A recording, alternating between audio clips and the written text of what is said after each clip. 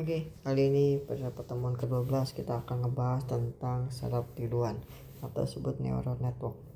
Pada pertemuan ke-12 kali ini kita akan bahas tentang algoritma. Salah satunya adalah algoritma dari arsitektur LVK. Dia termasuk sebagai salah satu supervised learning.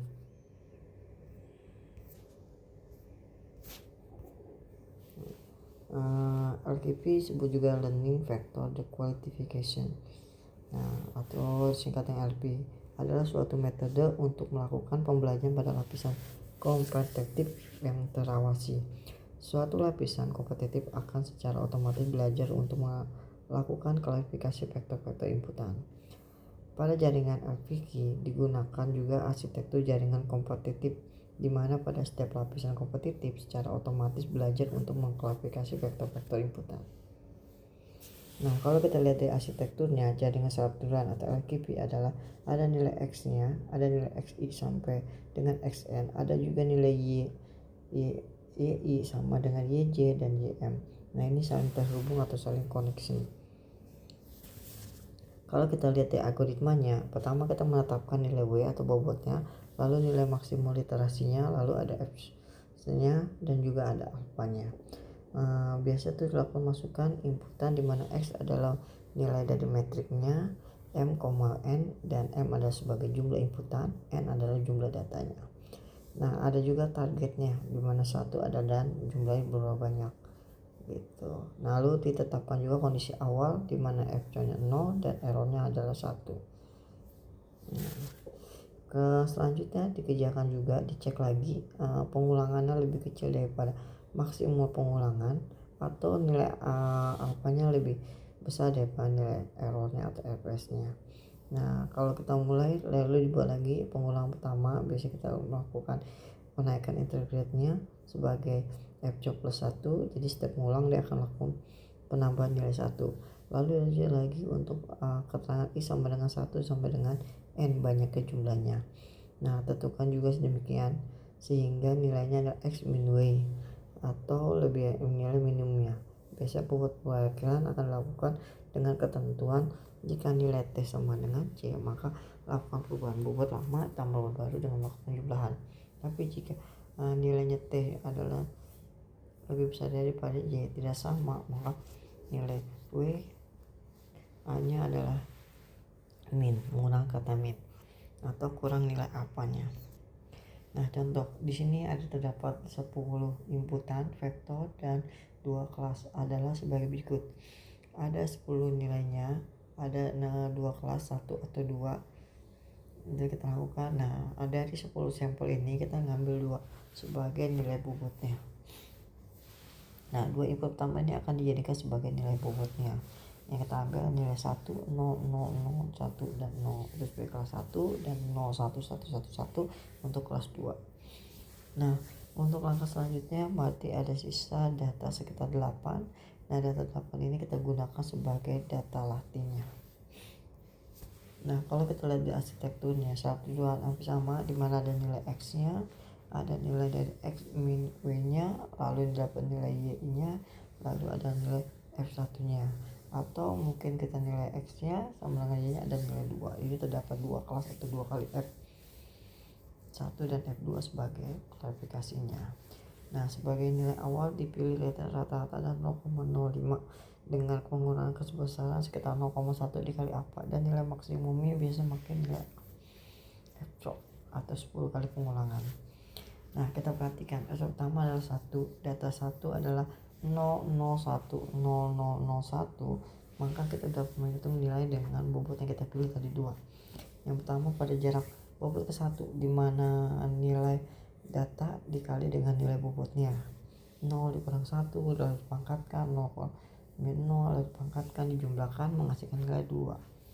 Dan untuk bobot kedua, 0 dikali kurang 1 dipangkatkan sampai dapat nilainya 2 juga. Maka jarak terkecilnya adalah angka 1. Kenapa angka 1? Karena dia yang pertama melakukan perhitungannya. Maka nomor 1 dilakukan perubahannya. Jika perubahannya terjadi, maka lakukan nilainya data lama ditambah dari alfa dikali X dikurang W. Maka nilainya adalah 1 tambah 0,5 jadi 0,5 sekian. Nah, berarti nanti nilai dari bobot 1 akan berubah menggunakan data bobot baru ini.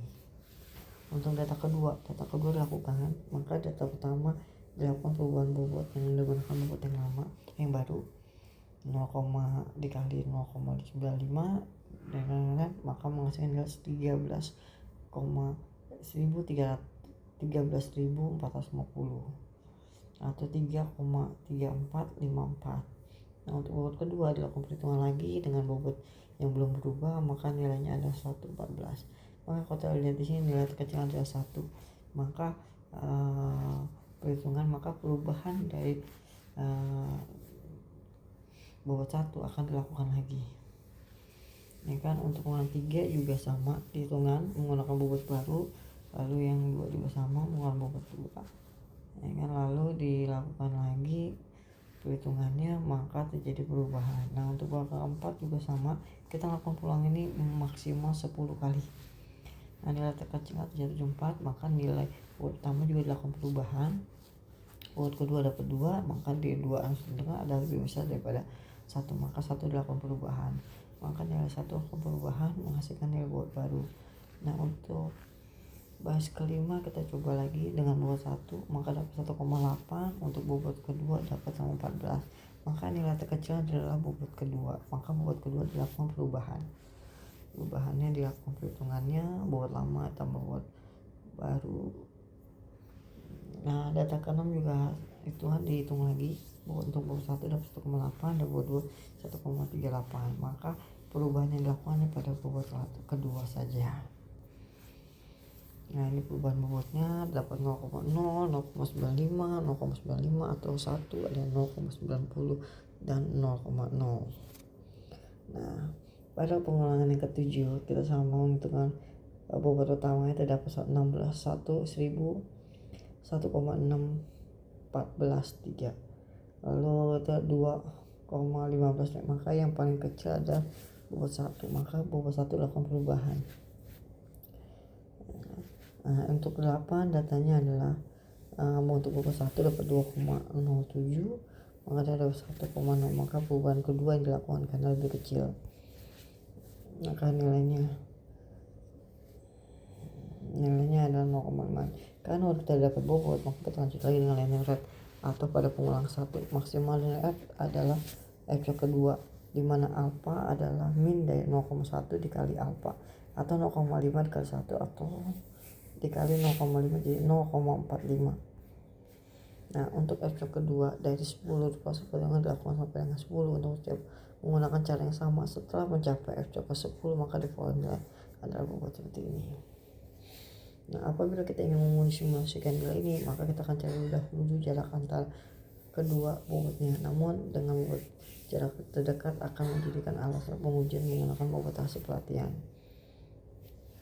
Nah, ini pengujiannya. Kita contoh tadi kita dapat, maka data ini dilakukan dengan perubahan bobot yang didapat 0,7 didapat 1,6, lalu ditulis bobot kedua maka menghasilkan 0,96, maka nilai terkecilnya bobot kedua, maka bobot kedua dilakukan perubahan. Nah, maka bukan perubahan, maka data 0,1, 0,1, 1,0 ini adalah termasuk kelas dalam kelas 2 karena nilai paling kecil. Oke, sampai sekian dulu untuk pertemuan ke-12. Sampai ketemu lagi di pertemuan berikutnya. Terima kasih.